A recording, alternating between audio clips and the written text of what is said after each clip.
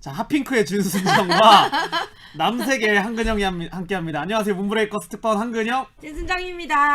안녕하세요. 완전 핫핑크예요.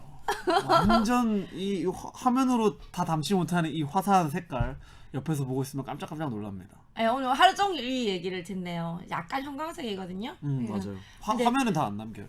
근데 이거 용기 내서 입지 않으면 잘 입을 수가 없는 옷인데 오늘 국민의힘에 갔다 왔거든요. 간다 그래서 제가 좀 신경 써서 입고 왔어요. 미통당 색깔이 옛날에 분홍 색깔이었잖아요. 핑크도 그런 놈들이 소화할 수 있는 색이 아니다라는 거를 보여주죠. 그리고 뭐 우리 태극기 부대가 어떻네 저떻네 함부로 걔네들 입에 올리는데, 그리고 뭐 우리가 뭐 저쪽 끝에 있는 우파라고 막 자기들이 막 그러는데 이거 이미지 싸움이 굉장히 중요하거든요. 트렌디하게 보셨어요? 이런 그거 보셨어요? 트렌디하고 뭐 센스 있게 하시려고. 그 웃기지 마라 니네 눈이 삐었나 이래서 제가 아. 조금 그래 갔어요. 나도 다녀왔는데 오늘 청바지 입고 막 그러고 올 걸 그랬나? 아니 좀 보여주는 이미지를 우리가 좀 신경 쓸 필요도 있어요 사실. 사실은 음. 이미지 얘기를 하는 건데 그것도 있어요. 진짜 우리가 젊은 사람들이, 그러니까 우리가 정치에 관심을 가지고 보면 보수, 그러니까 우파 쪽에 있는 사람들은 내용을 신경을 쓰는데 포장은 진짜 신경을 안 써. 그러니까 이런 느낌이에요. 여자친구한테 프로포즈를 하는데 우파 남자친구는 비닐봉다리에 다이아몬드 이했다. 반지를 야 가라 이러고, 좌파 남자친구, 좌파 이제 누구랑 결혼하지 이렇게 하고 있는 놈 중에 한 명은 되게 예쁘게 아니 사탕 반지도 사탕 반지를- 다이아처럼 눈물 흘리게. 되게 예쁘게 포장을 해가지고 거룩하게 막 이렇게 해가지고 무릎 꿇고 탁 음악가 막 해가지고 딱 프로포즈를 하는 거야. 이거는 누가 옳은 것인가?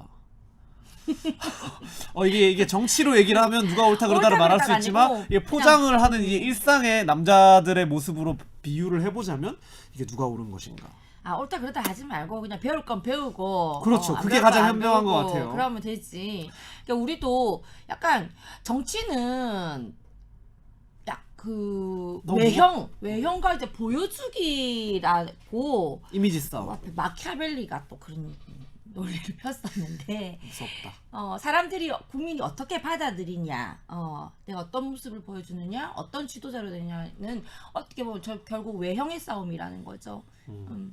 그 해외에 엄청 이제 유명한 분께서 박정희 대통령을 평가를 할 때 모든 정치 지도자들은 자기가 국민한테 어떻게 비춰지는지를 포장하는데 그 이미지 관리를 하는데 많은 에너지를 쏟는데, 박정희는 정말 그런 거 신경 쓰지 않고 진짜 나라나 국민이 나아가는 방향에만 고민하고 자신의 모든 에너지를 쏟았다. 그런 의미에서 정말 위대한 지도자다라는 평가를 했는데, 이 시대에 이제 제2, 제3의 박정희가 나오려면 박정희 대통령처럼 그렇게 그 해당 사람은 일하는 사람은 일하게 하고, 그 일하는 사람을 옆에서 이제 예쁘게 보좌해주고 이제 장식물 달아주고 포장해주는 팀이 또 함께 있어야 된다, 이 시대에는.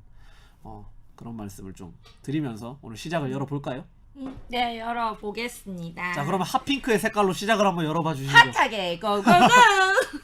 부끄러워. 민망해. 민망해. 그런가요?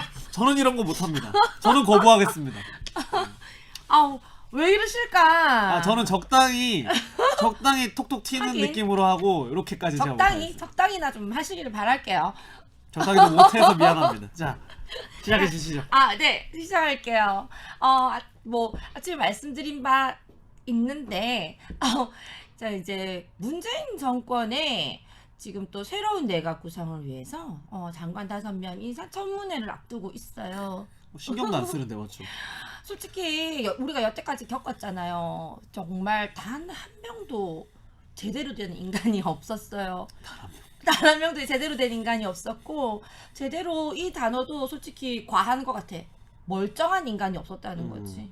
정말 멀쩡한 인간이 없었는데, 이번에 후보자들도 역시나 마찬가지로 이런 국민의 기대를 절대 저버리지 않고 안 멀쩡한 인간들로 어디서 데리고 왔는지 어디서 데리고 왔어요, 여러분.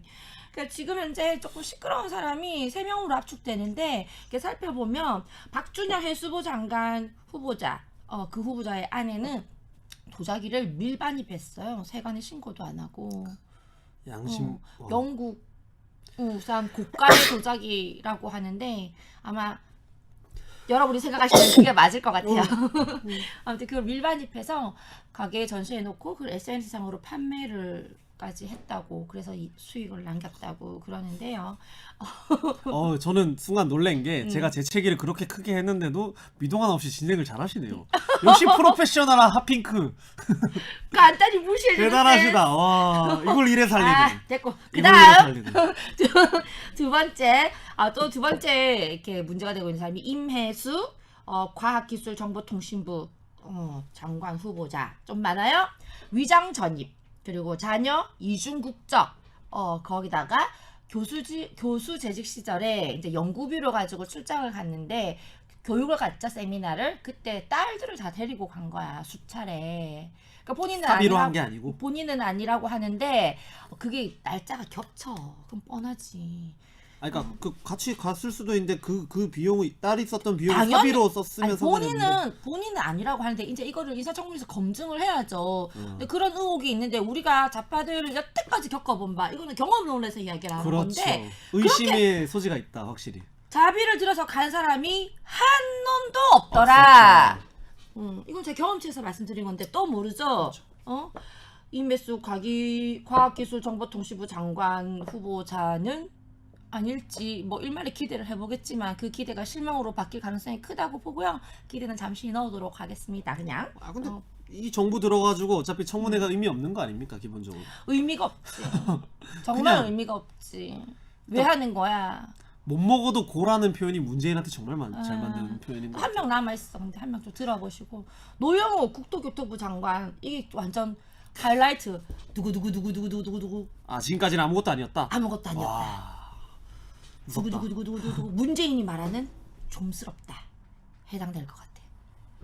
무슨 짓을 했냐면은 노영우 장관 후보자의 마누라는 절도를 했대요. 근데 이 사람 재산이 13억이야. 이거 뭐야 도벽인 거지. 그거 아닌가요? 그거 그렇게 아니면 설명 안 되잖아요. 돈이 없어서 뭐 생계형 뭐 애 분유를 훔친 것도 아니야. 뭔지는 모르겠지만 아무튼 그래서 벌금형을 받았어요. 경범죄 처벌 받았어. 범죄로 인정된 거지. 근데 이에 대해서 장관 후보자가 뭐라고 핑계를 댔냐면 우리 아내가 갱년기 우울증을 앓고 있다. 갱년기 우울증 오면 사기치도 되는 거네. 아니 대단하네. 아니 대부분의 여성들이 나이를 먹으면서 다 거쳐가죠. 시간에 따라서 진행되는 그 노화의 정도인데 갱년기 우울증이 있고 또 물론 그 정도의 차이도 다 개개인별로 다르겠지만 그걸로 인해서 절도가 합리되지는 않잖아요. 절대 않죠. 아무튼 그런 문제가 지금 알려져 있어요. 근데 거기다가 또 있어. 또 있어. 얘들은 절대 기대를 저버리지. 이런 기대 안 하고 싶다. 하나 할 빼야 안 해. 그 다음에 아들은 실업급여를 허위로 또 받았어. 부정수급한 거지. 부정수급. 집에 재산이 13억이나 있는데 엄마는 도둑질하고 아들은 실업급여 부정수급하고 거기다가 또 뭐 사업한다고 뭐 벤처 뭐 신고하고 정부 보조금을 7천만 원이나 이것도 부정수급. 7천만 원 부정수급했어요. 그래서 먹튀한 걸로 또 논란이 일고 있는데 여기다가 후보자 본인은 또 관사 재테크까지 관사를 받아놓고 거기 살지 않으면서 뭐 세를락 많아가지고 뭐 관사 재테크를 했다. 뭐 이제 그런 것 의혹까지 지금 있어요. 완전 뭐 종합 선물 세트들만 어디서 대단하다 헬조선. 능력자. 아니 저희 같으면은 만약에 주위에서 이런 사람을 데리고 와라 해도 못 데리고 오지 않아요? 없어서. 진짜 찾기 힘들다. 어디서 이렇게 다 데리고 왔는지 너무 신기하기도 해요 사실. 딱 그 느낌이죠. 이제 같은 놈들끼리 그나마 이제 이번엔 네 차례인데 잘 숨겨봐라 이러면서 진행했던 뭐 그런 게 아닐까. 인제는 뭐 숨겨봐라도 안 돼. 쟤들은. 여러분 그 충격적인 거는 이 정부 들어가지고 이런 사람이 단 한 명도 낙마하지 않았다는 거예요. 전부 다 통과를 했어요. 청문회에서 문제를 했던 사람이 한 번도 제고된 적이 없잖아요. 한 번도 없어. 문재인은 그냥 무조건 못 먹어도 고. 끝까지 간다. 그거예요. 못 먹어도 고 이제 문재인 사진에 희화스럽게 합성시키고 싶다. 한번 못 먹어도 고 도전. 합성시키고 싶다. 도전. 저는 그거 한번 해보고 싶더라고. 막 그런 얘기가 나왔으니까 말인데, 저는 그 영웅 본색 아시죠? 영웅 본색 영화 포스터 이렇게 패러디 해가지고 좌파 본색 해갖고 김무성, 유승민 얼굴 너무 멋있게 나오나? 아니 요즘엔 인터넷에 보면 약간 그런 것도 있어요. 정계 느와르 이래가지고. 그러니까 느와르 영화 같은 데서 그러니까 만화 캐릭터 중에 그런 게 있어요. 느와르 만화인데 막 이렇게 애를 폭행을 하면서 와 이래도 포기하네, 욕 독하다 독해 이런 거 있는데 그 패는 애 얼굴을 문재인으로 바꿔놓고 옆에 박원순 뭐 이렇게 사람들 바꿔놓고 와 이래도 지지해 독하다 독해 이런 것도 있어요. 요새. 그러니까 다양한 시도 해보는 거 좋은 것 같아요. 저도 방금 그런 아이디어를 말씀드렸는데, 근데 참 이런 후보자들에 대해서 이제는 국민들조차 약간 포기 감흥이 없는 게 아닌가. 이게 완전 도덕 불감증 마취가 되어가고 있다. 그래요. 그만큼 멀쩡한 사람이 없기 때문인데, 자 여기서 지난 그거 잠깐 짚고 넘어갈게요. 이 사람들이 어떤 사람들이었는지. 다 지금 달랐다고 나와가지고 뭐 서울시장 후보도 나오고 또 외국 가고 막 이러는데, 똑똑히 알아야 되는 거예요, 여러분. 조국은 두말할 필요가 없잖아요, 이제 너무나. 그래서 조국 입 아프니까 제낄게요. 추미애도 뭐 말할 필요 없죠. 자, 박영선부터 할게요. 박영선 논문 표절, 증여세 탈루, 자녀 이중 국적, 그리고 도쿄 아파트 산 거 있죠. 그리고 이낙연 전 총리는 아들 군 면제. 이거 변명 엄청 웃겨요. 자기는 아들 군대 보내달라고 부탁 했는데 나라에서 안 된다고 오지 말라고. 대박. 진짜 이런 말하기 뭐 하는데 머라리 풍년이라고 어르신이 하던 말씀이 생각나네요. 한 어른이 진짜 주의. 날이 풍년한다고 이날도 아이고, 풍년이라고 참. 하신 말씀. 그렇게 변명한 게, 그렇게 이제 막 이야기한 게 너무 우습고, 그리고 또 위장 전입건이 있고, 또 세금도 또 떼먹었어요. 세금 탈루했어요. 또 부동산으로 또 엄청난 시세 차익을 남겼고요. 자, 이것만 봐도 지금 몇 관왕이에요. 응? 근데 지금 뭐 대선 후보, 차기 대권 후보로 오르고 이러는데 국민들이 정신 차려야 되는 거예요, 여러분. 그 다음에 강경화 정 장관 위장 전입 이 또 세금 떼먹었어. 증여세 탈루, 논문도 또 뺏겨 먹었어. 여기도 또 부동산 있어요. 근데 여기다 대한 해명도 거짓말로 다 해가지고 들통 나가지고 개망신을 당하기까지 했고요. 유은혜 장관 위장 전입, 정치자금법 위반. 그다음 김상조 전 공정위원장 투기성 위장 전입, 다운 계약서 작성, 소득세 탈루, 논문 표절. 그다음 유현민 전 장관, 이 사람은 지금 현재 문재인 비서실장으로 있어요. 이 사람은 자녀의 입사 특혜, LG인가? 거기 들어간 LG인가 GS라고 해야 되나? 아무튼 거기 들어갔는데 이것도 특혜가 있었다고 그래요. 그리고 박능우 전 장관은 이 사람 최고예요. 박능우 부동산 투기, 논문 표절, 자 2개예요. 위장 전입, 탈세, 세금 체납. 그 다음에 이 사람이 보건복지부 장관이잖아요. 근데 아들은 건강보험료를 안 내고 무임승차했어. 뭐야? 대단하다. 아니 대단하다, 건강보험료를 국민의 건강 증진을 위해서 써야 될, 살림 잘해야 될 사람이 야 아들 끼워넣고 해가지고 무임승차했어요. 이 사람 몇 관왕? 6관왕이에요. 6관왕. 예? 참 하다하다 정말 이런 경우까지 근데 왔어요. 생각을 해보니까 곧 얘기하실 것 같은데 이것보다 더 열받는 게 그 사람이 했던 말이잖아요. 이런 사람들을 뽑지 않는 자기는 원칙을 내세우겠다. 아주 정의로운 척했던 말 한 사람 한 명 있잖아요. 소개 한번 해주세요. 나 누구지? 아시면서. 당황스럽네? 정의를 외치는 사람? 정의롭게 나는 이런 사람들 공직에 안 뽑는다 했던 사람. 쇼. 난 너무 당연해가지고. 너무 당연하다면서 생각을 못 해놓고. 문재인의 답을 이렇게 말해보면 재미없는데. 이건 편집. 아니 어쩔 수 없다. 그냥 뭐 재미없는 탓이지. 근데 이 재미없는 사람이 옛날에 대학 개그제 나가려고 했다는 것만 알아주세요. 그랬으면 지금쯤 개그우먼의 길을 걷고 있었을 수도. 대표님 인터뷰를 하러 갔겠지. 김미려 같이. 어. 아무튼 이 현 정권의 5대 이제 공직 그 조건. 갑자기 단어가 생각이 안 나고 또. 그 조건에서 있어요. 인사원칙 조건 5대 조건. 그게 바로 위장 전입, 노무 표절, 세금 탈루, 병역 멘탈, 부동산 투기. 이게 5대인데 해당 안 하는 게 하나도 없잖아. 그죠? 여기서 7대까지 확대되면 음주운전이랑 성폭행까지 되거든요. 인천은 뭐 다 기본이잖아요. 신기하다, 신기해. 끝이 없다. 인사 배제 조건이 아니고 진짜 임명 조건이라니까. 임명 조건. 이거를 해야 임명될 수 있는 거예요. 세금 탈루하고 위장 전입하고 노무 표절해야 너는 자격이 되는구나. 너는 문재인이랑 같은 레벨이구나. 너를 인정하노라. 그 정도 돼야 우리 범죄물에 합류할 수 있지. 나 이러면서 그 옛날에 조직 폭력배들이 야 너 몇 범이야? 그 정도 돼야 우리 조직 들어올 수 있지. 약간 이런 느낌이거든. 그래서 제가 아침에도 말씀드렸지만 정말 이게 정치하겠다는 사람, 장관 하겠다는 사람, 대통령 하겠다는 사람 정말 먼저 인간이 되기를 좀 바랄게요. 인간이기를 포기했나 부끄러운 줄도 모르고 뭐 마누라 도둑질한 거 다들 키고 이래도 뻔뻔하게 하겠다고 막 고개 쳐들고 있는 거 보니까 부하가 치밀어가지고 못 살겠네요. 기본인데 기본이 가장 어려운 줄 이제 알았다. 참 인간이 됐으면 좋겠고 그런 상황입니다. 잘못한 일에 부끄러워하는 그래 아침에 또 아침 계속 이야기한 거라서 양심에 찔려가지고 여러분 계속 말씀드리는데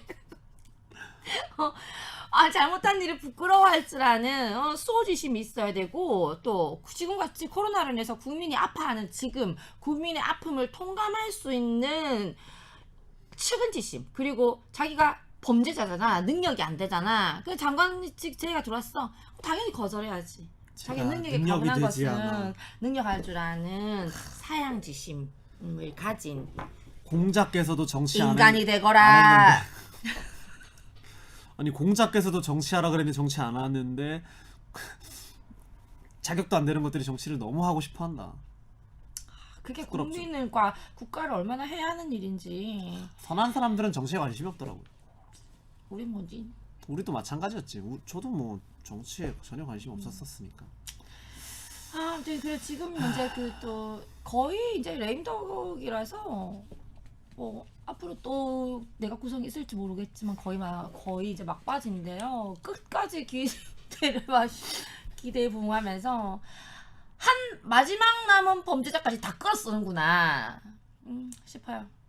두고 보겠습니다. 끝입니까? 국민의힘 얼마나 잘 싸우는지 두고 보겠습니다. 해체돼야 될 놈들인데 뭐 싸우긴 뭘 싸워요.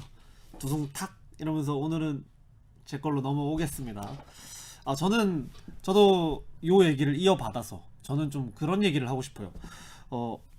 참 레임덕이 오긴 오는데 과연 우리가 바라는 그런 정치의 변화가 오는가?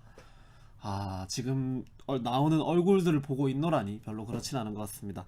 여야 모두 4.7 보궐선거 이후에 뭐 지도부를 꾸리고 뭐 당대표를 새로 뽑고 뭐 원내대표를 새로 뽑고 하잖아요. 지금 아직 국민의힘 같은 경우에는 아직 당대표를 뽑지 않았지만 여당이라는 180석의 슈퍼 여당이라는 대단하신 더불어민주당은 지금 당대표 선거, 원내대표 선거에서 당대표 선거까지 마쳤는데 참 진짜 원내대표 같은 경우에는 원내대표도 좀 문제가 있다라고 생각을 했더니 이제 당대표 나오는 거 보니까 이거는 진짜 걱정할 거리도 못 되었다. 정확하게 이런 말을 좀 하고 싶고 그나마 네. 이번 원내대표 당대표 선거하는 과정에서 그나마 속이의 그나마 그래도 정의는 조금이라도 살아있구나라고 느낀 거는 국민의힘 원내대표가 권성동이 떨어졌다는 거. 이번에는 안 울었대요? 열심히 원내대표 떨어질 때는 왜 안 우나 모르겠어. 그래 이번에는 안 울었대? 울어야지. 또 눈물 찔찔 흘리면서 정의를 위해서, 국민을 위해서. 해보지 왜 안 그랬대? 그 진짜 악어의 눈물 아직도 기억이 납니다. 사실 화가 나기도 하고요. 뭐 때릴 수만 있다면 좀 때리고 싶을 정도로 진짜 비겁하고 추악한 면상이 또 떠오르네요. 자 이제 국민의힘 당대표 선거만이 남았어요. 뭐 누가 되든 사실은 뭐 박근혜 대통령 탄핵이 잘못됐고 우리가 반성하겠습니다라고 말할 만한 인재가 있나 싶긴 해요. 그죠? 그렇죠. 이제 저는 솔직히 인재가. 지금까지 탄핵 이후에 2017년부터 지금까지 그 4년이 흘렀잖아요. 이때까지 친박이라고 그나마 친박 명찰을 달고 있던 사람들 저는 정말 부끄러워서 어떻게 사나 싶어요. 아니, 그 사람들 다 뭐 땅으로 뭐 꺼졌어, 하늘로 쏟았어. 제가 홍보 쪽을 요새 좀 생각을 많이 하면서 느낀 건데 진짜 이런 것 같아요. 문재인이랑 박근혜 대통령이랑 전혀 다른 결과물이라는 게 뭐냐면 문재인 같은 경우에는 주변 사람들이 문재인을 따르는 사람들이 문재인을 같이 만들고 문재인이라는 캐릭터를 같이 포장해 나가요. 근데 박근혜 대통령을 따랐던 친박이라는 사실 그 비겁한 놈들은 박근혜 대통령이라는 이름에 자기들이 수혜 얻고 내가 어떻게 다음에 뭐 할까 그거에만 욕심이 있었던 사람들이라서 박근혜라는 캐릭터를 함께 만들지 않았어요. 그 개혁의 여신을, 그 개혁의 대통령을, 그 멋있게 여성이지만 당당하게 김정은한테도 쫄지 않았던 그 당당하고 멋진 리더를 함께 포장하지 않고 그냥 책임은 다 떠넘기고 수혜는 자기들한테 끌어오기 바빴던 그 비겁한 모습들이 박근혜 대통령은 탄핵이 되고 문재인은 지금 이 레임덕이 오는 이 과정에서도 아직 지지율이 뭐 몇 프로니 이딴 소리나 듣고 앉아 있고 다 그런 것 같아요. 근데 당대표가 누가 되든 뭐 우리가 뭐 그게 중요하겠냐면서도 우리는 뭐 그냥 우리의 길을 가니까요. 그래도 조그맣게나마 바람이 있다면 조금이라도 용기를 내줄 수 있는 사람이었으면 좋겠다. 그리고 그 소심한 진짜 쫄보들 남아있는 친박을 좀 입에라도 운을 뗄 수 있게 해주는 사람이었으면 좋겠다라는 게 그냥 작은 바람이에요. 저는 진짜 한숨을 안 쉬고 싶은데 이 놈들 여야 정치하는 놈들 꼬라지 보고 있으면 한숨이 맨날 나와. 그래서 맨날 저를 친하게 알던 어른이 한숨이 너무 많아졌다. 맨날 아유 한다고. 이게 한치보랑 저랑의 차이라니까요. 한치보는 한숨부터 나오잖아요. 저는 욕부터 나오거든. 전투력. 욕부터 나오거든. 아유. 이게 큰 차이인 거야. 성격 차이지. 어찌됐건 국민의힘 당대표 선출이 얼마 남지 않았는데 뭐 큰 기대는 하지 않지만 박근혜 대통령 탄핵의 진실을 밝히지 않는 사람이라면 결국에는 도찐겠지. 결국에 촛불에 부역하고 또 문재인을 만드는 숨은 1등 공신이자 그 역할을 계속 이어갈 정당밖에 되지 않는다는 것. 그 얘기를 드리고 싶고 또 더불어민주당 당대표로 넘어오면 솔직히 저는 송영길이 될 줄 몰랐어요. 저는 홍영표가 될 줄 알았거든요. 네. 솔직히 많은 사람들이 생각을 했죠. 근데 저는 이게 어느 정도로 보냐면 뭐 우리 눈에 뭐 도찐 개찐 뭐 도나 개나 뭐 똑같겠지만 이런 것 같아요. 이게 4대를 하는 놈이 당대표를 되느냐 4대가 아니라 아예 적국에서 심어놓은 스파이가 당대표가 되느냐 이거 주객이 다른 거지. 4대를 하더라도 우리나라의 따리를 튼 놈이 되느냐 4대가 아니라 아예 그쪽에서 대놓고 심어놓고 키워놓은 놈이 당대표가 되느냐 저는 이 차이였다고 보는데 도둑놈이 되느냐 강도가 되느냐 이 차이. 도둑놈이 되느냐 강도가 되느냐의 차이인데 강도가 되어버렸다. 강대가 되어버렸다. 좀 굉장히 신선한 충격이긴 해요. 근데 이게 그런 부분에 있어서 보면은 이제 또 그렇지만 내부적인 시그천에서 보면은 그래도 송영길 하면은 비문이란 말이죠. 그래서 홍영표가 아닌 비문 송영길이 됐다는 게 주는 의미는 뭘까?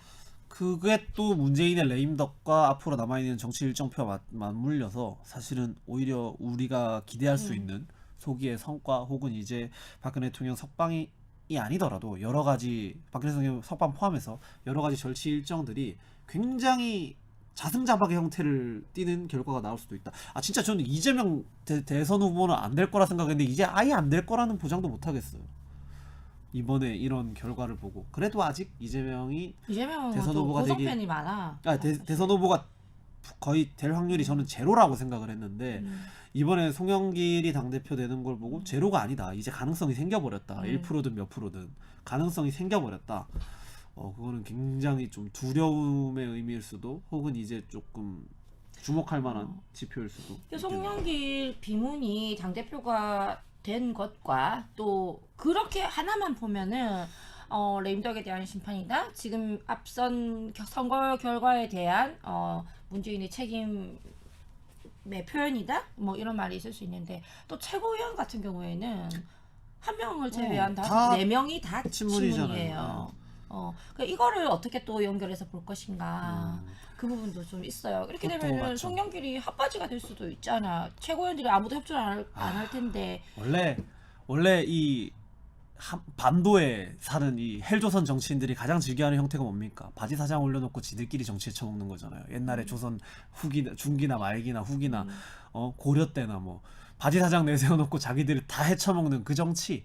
뭐 그들의 리그에서도 그게 있지 말라는 법이 없다. 최고위원 한 명, 백혜련은 유명하죠. 이재명 친 이재명이잖아요. 이제 그 한 명 빼고 다 이제 다 친문이죠. 친문인데 송영길이 뭐 입으로 뭐 이제 뭐 언행 일치하겠다, 개혁하겠다, 쇄신하겠다 이렇게 말하는데 뭐 그 공연불로 끝날 가능성이 크고 굉장히 높죠. 그리고 친문과 비문 간에 이제 본격적인 전쟁이 대선 앞두고 나서 대선 후보 하는 과정에서 자기들끼리 그냥 진짜 싸워라. 박 터지게 싸울 것 같아요.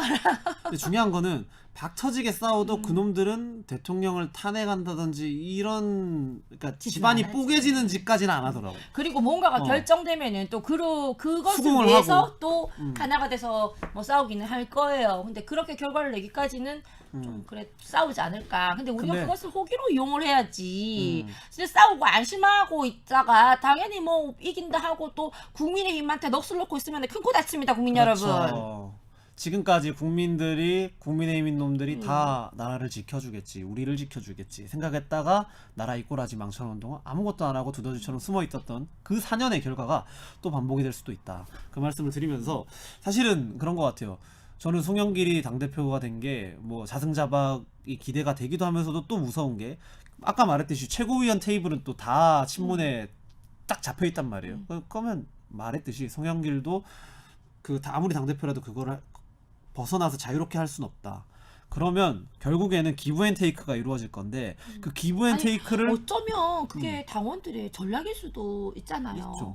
국민들한테서 약간 문재인과 거리를 두면서 실제 는 실세들은 문재인 뭐 그대로. 그런 작전일 수도 있는 거지. 저는 기브앤테이크를 결국에 할 건데 그 기브앤테이크가 대한민국의 이로운 기브앤테이크가 될 거냐? 절대 아니다. 최근에 송영길이 당대표가 되기 직전에 했던 러시아 백신 관련 멘트가 이게 괜히 진짜 그냥 지나가는 소리로 한 게 아니다라는 그런 직감이 두려움이 살짝 들고 아마 올해가 가기 전에 러시아 백신이 강제적으로 보급될 수도 있다라는 그런 뭐 갑자기 막 한두 달 만에 백신이 없던 거 인정합니다. 그래서 우리는 이 중국 러시아 백신 쓰겠습니다. 이러고면서 막 슈퍼 여당에서 홍보하고 청와대에서 홍보하고 국민의힘 아무것도 안 하고 이러고 있고 그러면 진짜 내 팔뚝에 러시아 백신이나 중국 백신이 오는 순간이 올지도 모른다.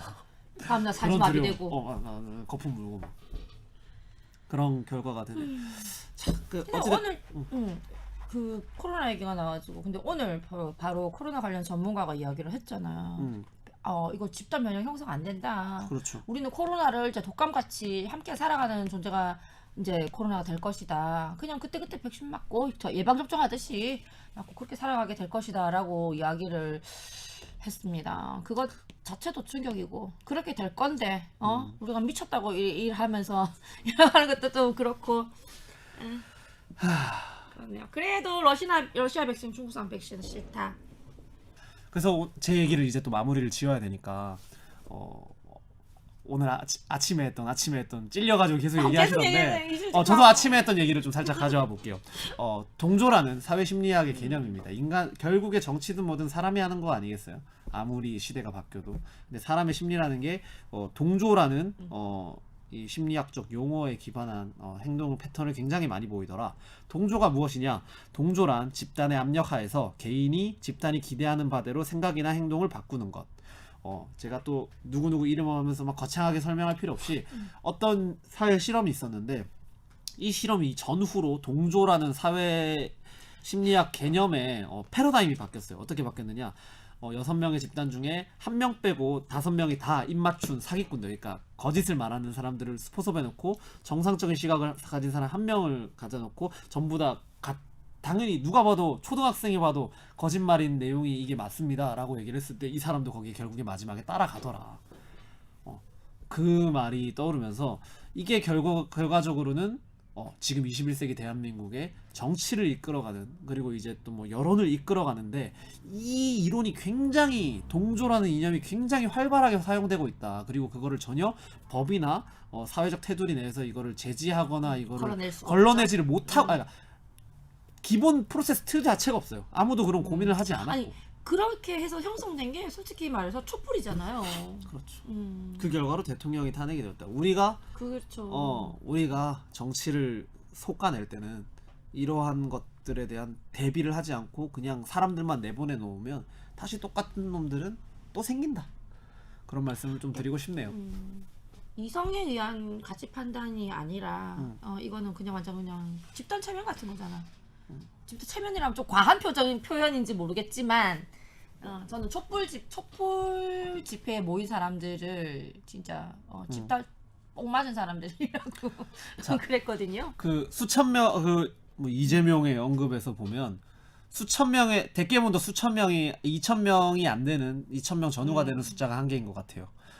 그 사람들만 차단하니까 댓글이 문자가 조용해졌다라고 하는 그 증언에서 보면 2,000명 좀 안 되는, 전후되는 숫자가 한계인 것 같고, 사실은 우리가 이번에 창원도 갔다 왔지만 민주노총도 수십만, 뭐 100만 뭐 이렇게 있어도 결과적으로는 거기를 이끌어가는 주도 세력은 수백 명, 1,000명이 안 된다, 기천명이 안 된다. 대신에 그 사람들이 그 수많은 몇만 몇십만 백만 단위를 이끌 수 있는 거는 그 사람들의 생계, 목줄을 잡고 있기 때문에, 그 구조가 이미 짜여져 있기 때문에 그런 거지, 그 사람들 대표님이 말한 대로 한 줌밖에 되지 않는다. 그 말씀을 드리면서 이 사람들을 어떻게 우리가 두드려 잡을 것인가, 복날 개 잡듯이 어떻게 두드려 잡을 것인가도 우리가 연구를 해야 된다. 너무 한자고답지 않아요. 제가 이런 표현 진짜 안 하세요. 제가 많이 봐오신 분들은 제가 이런 표현 하는 거 잘 못 보셨을 거예요. 근데 진짜 복날 개 잡듯이 두드려 봐봐야 된다. 다시는 이놈들이 대한민국의 친북 종북이란 말이 할 수 없도록. 쏙 시원하네. 그래서 복날 개 잡듯이 대한민국의 친북 종북 대깨문 잡는 그날까지 문브레이커스 갑니다. 문브레이커스 특파원 한근영, 진순정이었습니다. 인사드리겠습니다. 네, 수고하셨습니다. 활기찬 한 주 되십시오.